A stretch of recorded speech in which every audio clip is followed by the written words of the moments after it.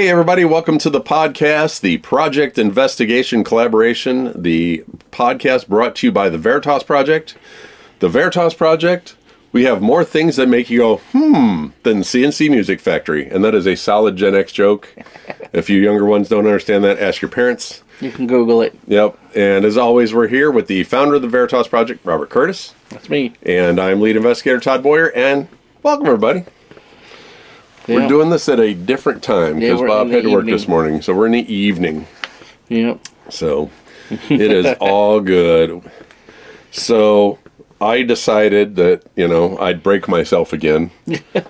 So now that my back's better, I was playing disc golf and trying to throw too hard and pulled my shoulder out. So I'm officially left-handed for a couple weeks. So, yay. So, yeah. Nothing like injuring yourself. They have a support. Yeah, I'm going to have to get something. Like the tape or whatever it is that you can pull it over. Yeah, they gave me one of my doctor, one of the heat pads to put on it. And then, so then you have to wear it with a heat pad. Oh, gotcha. Because then it's too loose without it. So it's like, why'd you even give me this then? Right. Oh, so we do have something to show you guys. Yep. All the Patreons already saw it. So the Patreon peoples are getting, I'll show it here. So, and I'll show it to you guys. That is the postcard this month for the Patreon. It's Turkeyzilla. Turkeyzilla. Angie's outdone herself. Yeah, Angie did a fantastic job with this one. It is really awesome. She's a graphic designer by education, so. Yep, it is. That is the coolest picture, I swear. That's why our logo looks so cool. I laughed when you showed me that. When you sent me that picture, I laughed out loud. I legitimately laughed out loud. Yeah. That is awesome. And like usual, when we come out with a new postcard, for a short time, there'll be T-shirts and other stuff in the store that has that logo on it. Well, there you go. You wanna wear a logoed T-shirt? Yeah. With a giant Turkeyzilla to your Thanksgiving feast? We got you covered. Yeah.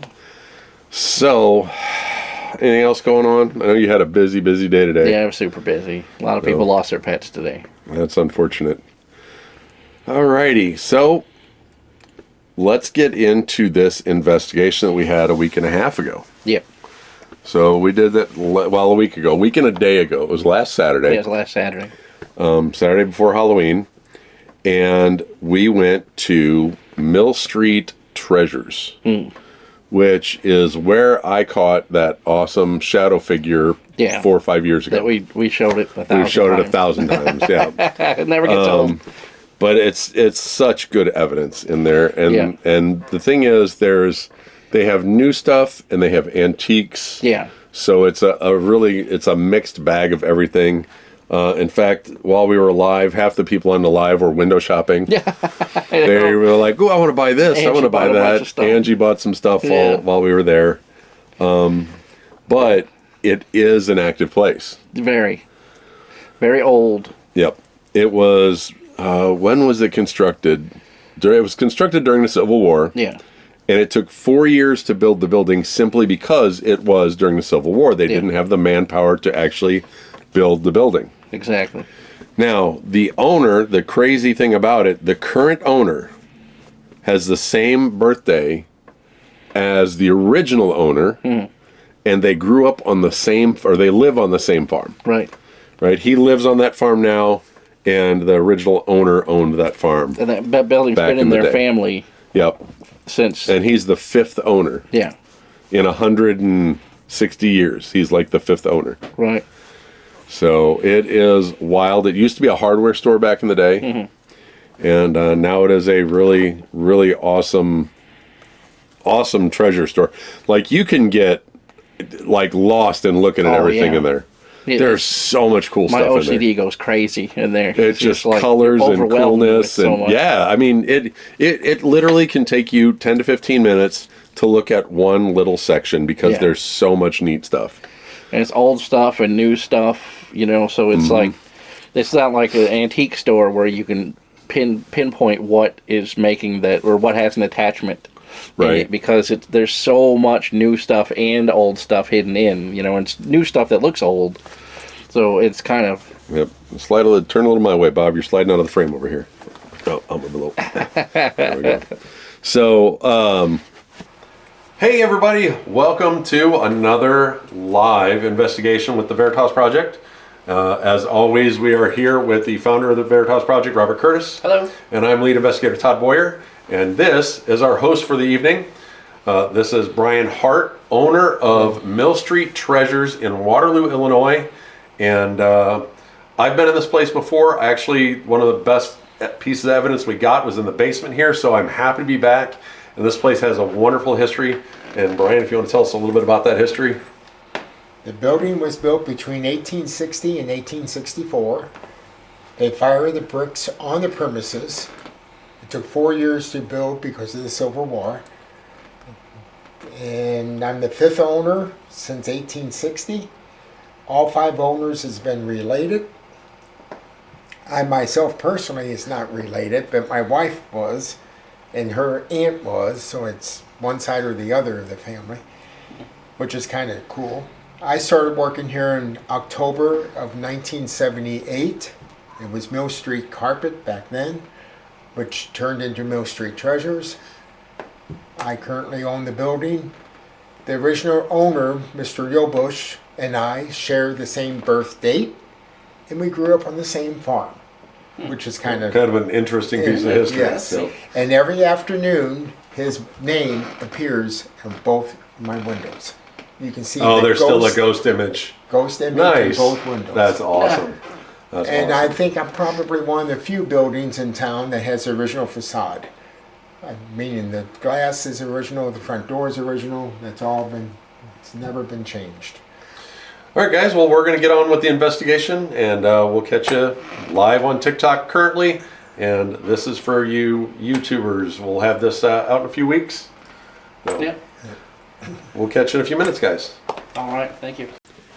We went in there, and Bob brought the spirit box. Yep. Which had never been used in that place before, so we got some interesting results with that.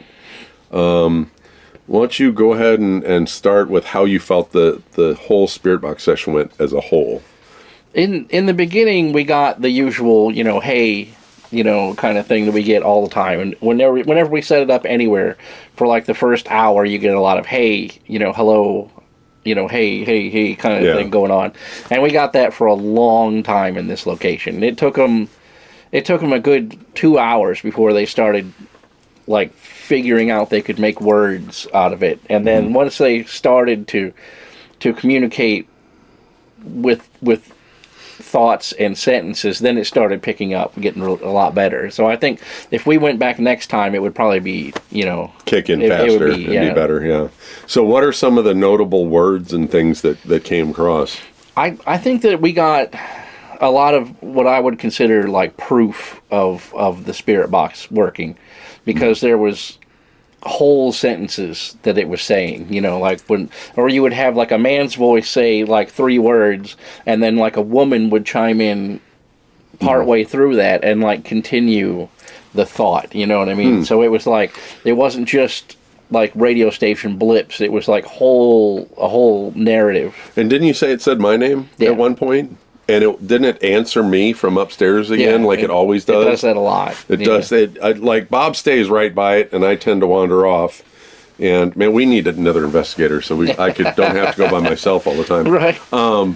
But when I wander off and do investigations, and I start asking questions, it answers downstairs often. The spirit box will answer where you're somewhere else. Yep. And the cool thing is, because we're on TikTok Live as we do the investigations, you can hear what I'm saying, and then the spirit box will answer. Yeah. It's so wild that we get to actually hear that in real time. And the audience can hear both sides of the conversation in real time, because to them, it's like the same thing. It's the same thing, yeah. Because we use the lavalier mics, and they're great, but they have a limited range. So by the time I got upstairs to the other end of the building, they kind of went out. Yeah. So, but they're fantastic. I do like them if we're staying relatively close together. The lavalier mics are fantastic for doing this. So I'll definitely continue using them for sure. So So on top of that, I spent a lot of time upstairs, and I know you came upstairs later. Yeah. Now, when I was upstairs and I was looking around, and I'd have to look up the exact wording because I'd have to look in the obelisk. I didn't find it. I'm gonna have to look. It acknowledged me, like it acknowledged that I was a bigger guy, right? It basically said, "You're here, you're a big guy, holy crap," kind of a thing, right? So it did that, and then shortly thereafter, I was looking, and I turned, and out of the corner of my eye, I thought I saw a kid go past the door. Right. Like if there was a kid standing watching me in the door, and as soon as I turned, it went from the center to the left down towards that other bedroom. Right. Which that bedroom is where you and I caught most of the activity. Yeah. Was that upstairs front bedroom. Right. Now, what I all caught upstairs, and Bob will, I'm sure, put them right here in the video. While I was up there, I was using the Seer app, which Right. the Seer chimes in and creates a picture by what energy is in the air. And I got like a young baby, and then I got a little kid standing in front of a door, which is very, like right after I got the kid standing in front of the door. Like right after I saw something, I got the kid standing in front of the door. I was like, okay, that was kind of wild. The structure of that scene looks like the upstairs where that room is. Yep. So, yeah, it was definitely interesting. We definitely got some good stuff there. I heard kids' footsteps in that same room, too. Yep. And it kind of freaked me out because I had to shine the flashlight around up there, and there's nowhere you could walk. Well, when I heard that, so as you come up the stairs, where I saw the kid, when you come up the stairs, there was that room that was straight to the left of the stairs. Not the kitchen, but the first room off of the kitchen. Right. That's where I saw it, and it went down the hall towards the end room. Okay. So I think it was watching me in there, and then, we caught activity in there. Now, I had gone up and down a few times. Yeah. And I heard at one point in that room that we're talking about, that first upstairs bedroom, I heard loud, bassy thumping. And I'm like, what the heck is this? Now, I thought, okay, maybe it's outside. But it sounded like it was coming from inside the room.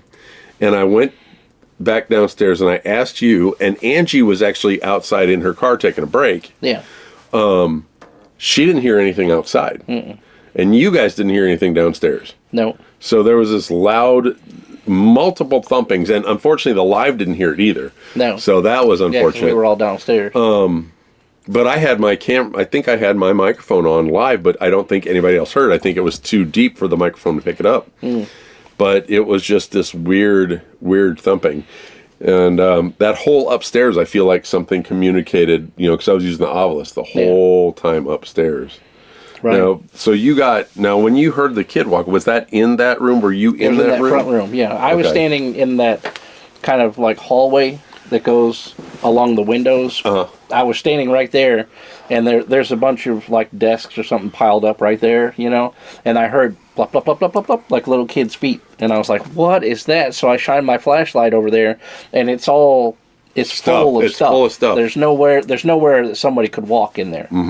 And especially not run to make that noise, Right. It is absolutely 100% full. Now, last time I was there, that room had stuff in it. It was another room of the store. Okay. But downstairs, you couldn't take the back stairs down because there was so much stuff in that corner. Right. And you couldn't go to the basement from those back stairs because there was so much stuff there.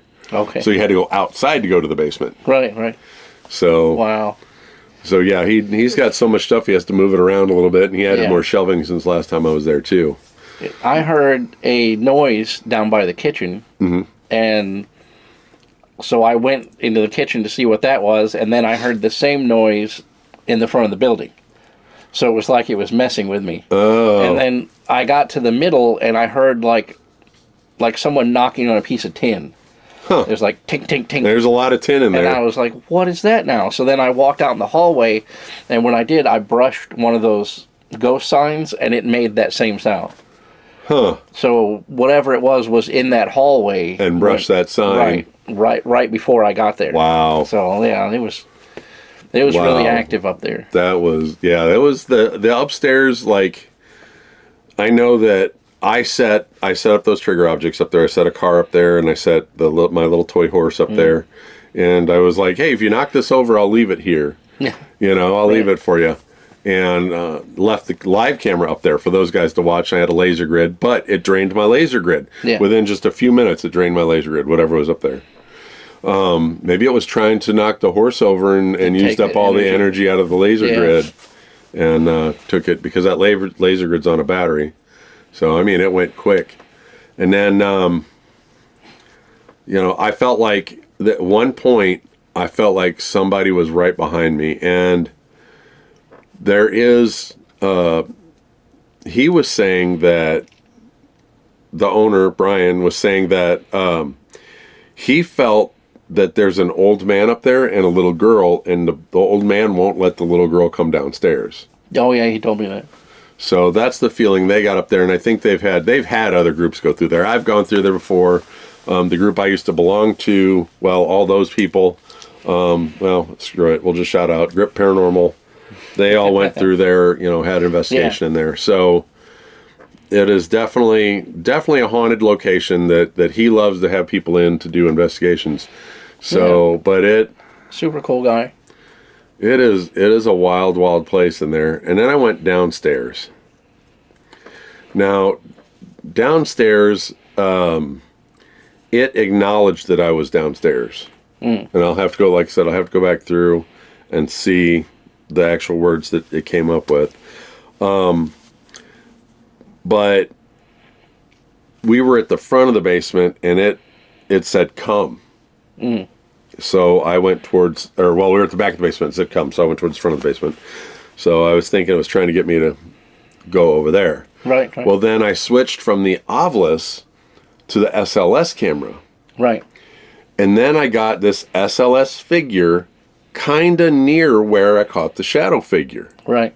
Which we have a video of that I'm sure Bob will stick in right here. So there's something there. Maybe.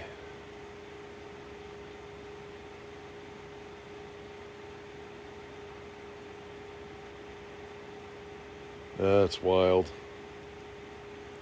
The exact spot where my shadow figure was. Yay.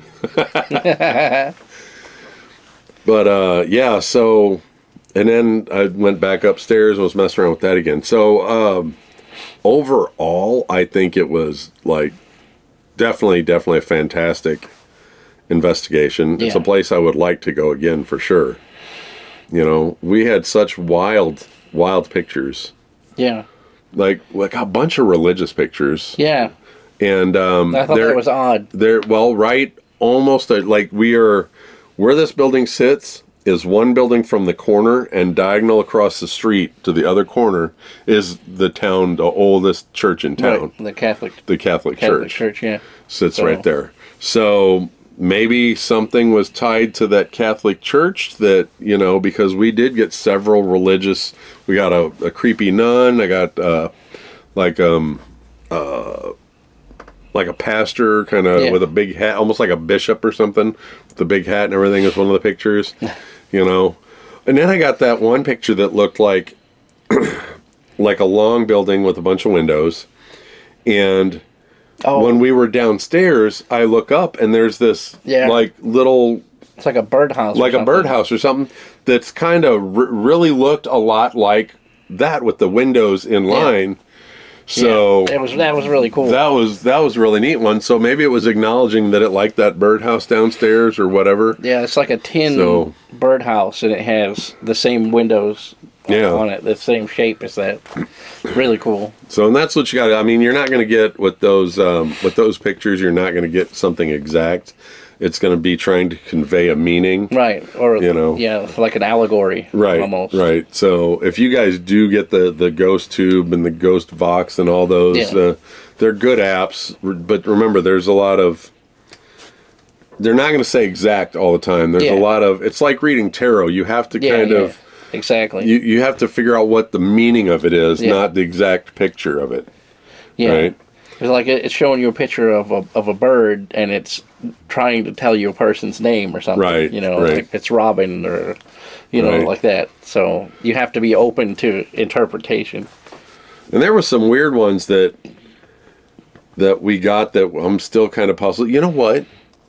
Now that I think about it, you and I were looking at my pictures a few minutes ago, and that first picture that was kind of just wild and Yeah, like the women at a party or something. what if it was just trying to show the building in general, because it's bright colors and a few faces, Right. and what if it's just trying to show the building in the state it's currently in, Right. because all the colors and everything that's there, that just popped into my head. So like I said, interpretation on all these things, you got to kind of look at it.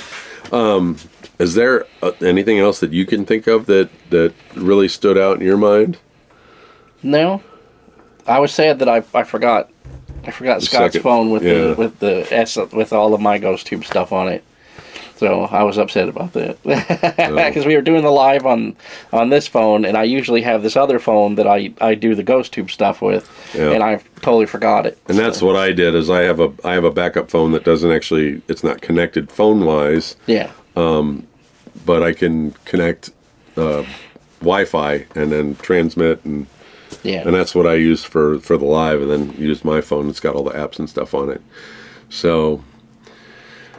Oh man, it was a good investigation, pre-Halloween really investigation. Yeah. We're always going to look for more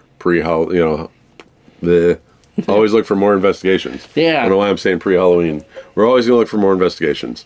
We're going to try to find other places to take you guys to and share, and so you guys can join along. And for those of you who watch on the TikTok Live, we do all our investigations on TikTok Live. So if you're on YouTube and you don't follow us on TikTok, I'm Investigator Todd on TikTok, and Bob is the Veritas Project. Yep.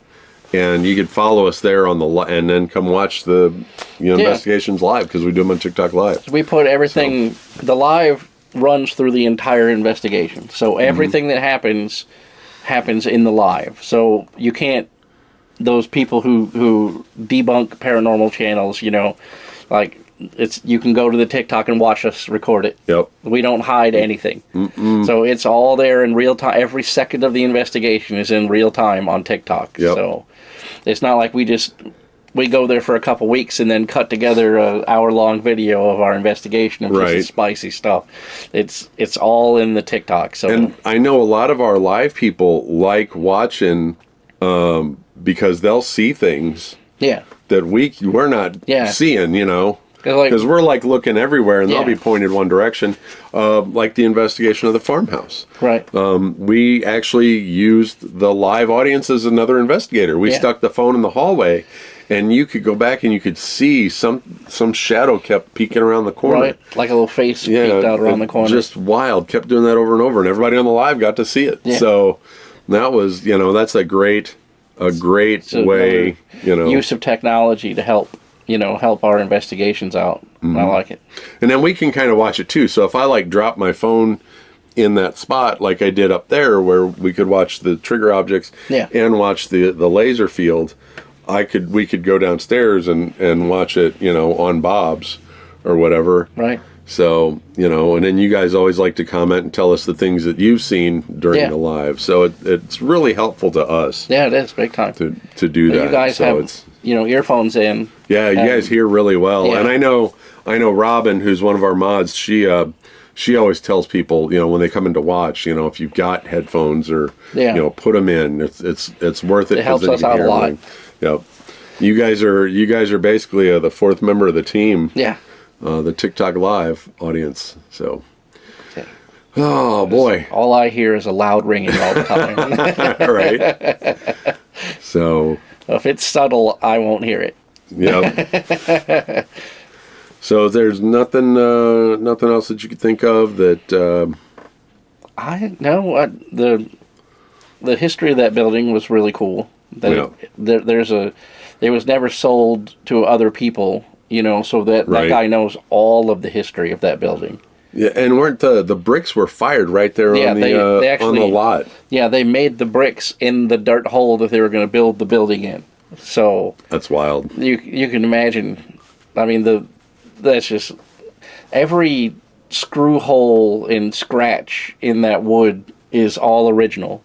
There's transoms over that front door that are like as big as a Volkswagen. Oh, that transom above that door is literally, I would say, 4 to 5 feet by 4 to 5 feet. Yeah, it's huge. It's big. It's so big, and what they would do is on the hot days in the summer, they would open that up to let the hot air at the top of the room out. If you guys don't know what a transom is, I know a lot of the older houses in Waterloo have transoms above the door. It was a way to move that hot air when it would get too hot. And actually, about a block away from there, my great aunts had a house, and someone unalived themselves from the they hung themselves from the transom. Oh man! So they always had stuff going on in that house, and it was just a few blocks away. Wow! So. Yep. So we'll be out there looking for another place for you guys to investigate. I know this isn't the longest of our podcasts here. Kind of quick and to the point. Looking at about 30 minutes ish. About there. 25. Well, add stuff in, it'll be all right. So, but we appreciate you guys joining us on TikTok Live and joining us on YouTube.